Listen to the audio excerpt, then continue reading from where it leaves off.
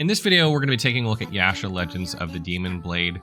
This is an ARPG game with roguelike mechanics that's being developed by 7 Quark, an indie game studio from Taiwan that is planned to release in Q1 of next year on Steam. I actually saw this game at Gamescom several months ago when I was in Germany, but I dropped by their booth and they were so busy I didn't have a chance to play. But they do have a Steam demo now on Steam, so if you want to check it out, feel free to do so. So let's get into what this game is. The game is set in the Edo period of Japan. Not much is known about the story yet, but from the Steam page, it says that humans and demons used to live in coexistence, but this balance is now being threatened because of the rise of the nine-tailed fox, who is sort of the head honcho of the demons, if you will. The fox then rallied the demons to sow chaos across the mortal realm, and it'll be your mission to stop them. It's pretty standard as far as fantasy plots go, but you're probably wondering what the significance of the Demon Blade in the title is as it relates to the game's story. A huge part of this game is how you collect parts of the Demon Blade to forge your own weapons. Also, a dialogue with the blacksmith when you're playing as Sara says that your primary mission is to retrieve the components of the Demon Blade, so I guess the story does kind of revolve around it, if you will. Onto the gameplay, Yasha plays somewhat similarly to other roguelikes where you get the chance to develop your character by getting upgrades called soul orbs. These soul orbs are only temporary because you lose all of these and any progress you've made if your character dies. What's neat though is you can give your character some permanent upgrades after death, making sure you enter your next playthrough a bit stronger.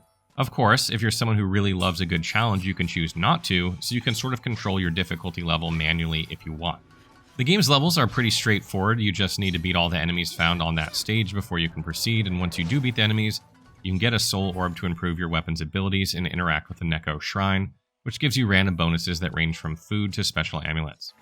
Once you're all set, you then proceed to the next stage and do the same thing until you reach the boss. You know this by now, you're probably familiar with this if you know anything about roguelikes. But in this demo, there are only 2 bosses available, a giant crab named General Connie, and a giant octopus whose name I forgot. These bosses have their own mechanics that you can exploit to make their fights way easier. The stages in between the boss fights are procedurally generated, so there's no guarantee that you'll be going against the same set of enemies as a previous playthrough. Even the town hub is procedurally generated, so you won't really know which shops you'll be expected in an encounter or another. Town hubs are a place where you can recuperate and purchase items and upgrades for your character. They're usually placed after a boss fight and right before entering a new stage. These town hubs also usually have a hidden challenge that you can participate in. The shops found in the town hub change with every visit. You'll sometimes see a ramen shop that allows you to get buffs when you eat their food, or a trinket merchant who sells you upgrades which can sometimes have side effects. There's also a cart where a giant hand pokes your forehead and allows you to purchase soul orbs so you can improve your weapon abilities. But what makes Yasha noteworthy isn't the bosses or the stages, it's how customizable the playable characters are. Before you start your playthrough, the game asks you which character you'd like to choose between Shigure, Sara, and Taketora. Shigure is one of the characters you can pick, and honestly, she's a blast to play. She uses dual katanas and you can switch between 2 of them at any time, which opens up a ton of fun combos. Her combos are mostly about combining her light and heavy attacks with her heavy slashes that cover these massive arcs, especially when you pick the right swords. When I played as Shigure, kind of focused on maximizing her AoE potential. I went with a Crimson Autumn sword, which is kind of like a sword of flame, and the Red Crane sword. The Red Crane sword is a sword that only allows you to use heavy attacks and it slows your attack speed down a bit, but the trade-off is this huge slashing arc that's perfect for taking out groups of enemies. Also, if you generate enough Red Crane stacks, your damage output will increase exponentially. The Crimson Autumn sword, on the other hand, lets you burn enemies that will explode once you've attacked them a lot. Its signature ability is it creates a burning field around you that damages anything nearby. Together, they're pretty insane. The Crane sword even buffs your overall damage with Crane stacks, so pairing the 2 felt super powerful. The only downside was that my attack speed took a hit with a Crane sword, but mastering when to dash and to reposition or escape made up for that. What's really cool is how the different swords can actually interact with each other and set up combos. For example, there's one sword that focuses on light attacks and scatters flower petals that explode if you EI slash them with any sword. There's also one sword that spouts water with each slash, kind of like what you see in Demon Slayer with the water-breathing style. That sword's attacks debuffs enemies and makes them receive more damage. It's completely different from my heavy attack build, but just as fun. You can really experiment with all kinds of combos, so there's always something new to try. Also, her upgrades before you start another playthrough are more focused on increasing her mystical arts damage, which is very useful against boss fights.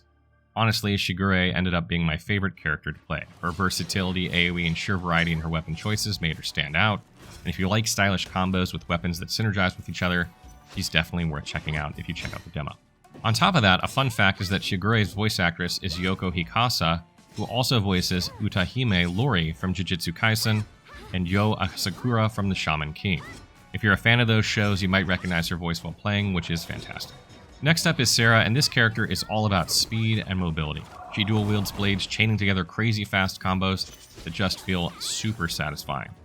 Unlike Shigure, who mixes heavy and light attacks, Sara mostly sticks to light attacks. She does have a heavy attack, but it's kind of awkward to use unless you're finishing someone off, since it makes her pause completely until the animation finishes, so it's not the easiest attack to work into her combos. Sara's gameplay really focuses on mobility, with a lot of her upgrades reducing her dash cooldown. What makes her unique is that her weapons can be used together at the same time, unlike Shigure, who has to switch between hers.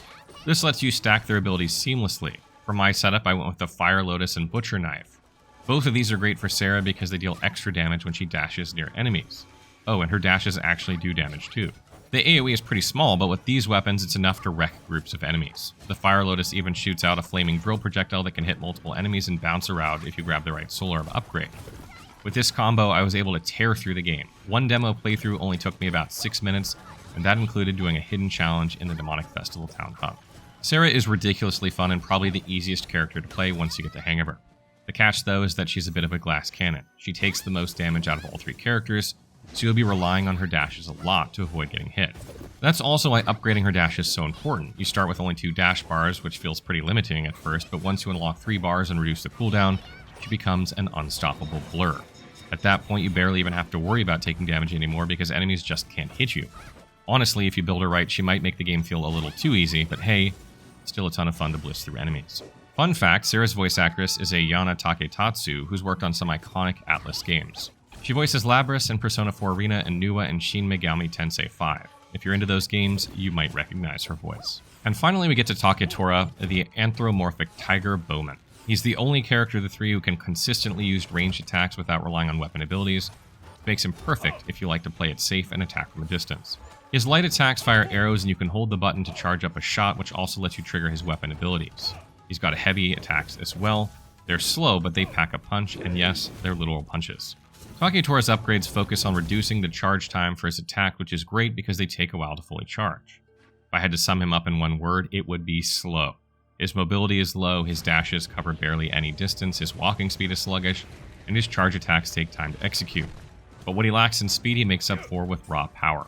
His arrows hit like a truck, especially when you pair the right Soul Orb upgrades with his weapon abilities. Taketora can switch between 2 bows, just like how Shigure swaps swords. These bows can synergize to buff him or debuff enemies, adding some strategic depth. Most weapon abilities are triggered by performing charge attacks once you build enough stacks, and I found this easier to pull off and manage compared to some of Shigure's weapon mechanics. I mostly use the Sunset Bow, which lets me shoot out flaming arrows and call forth meteors to hit my enemies, and the Shinzei Bow, which increases my damage output whenever I hit an enemy with a charged shot.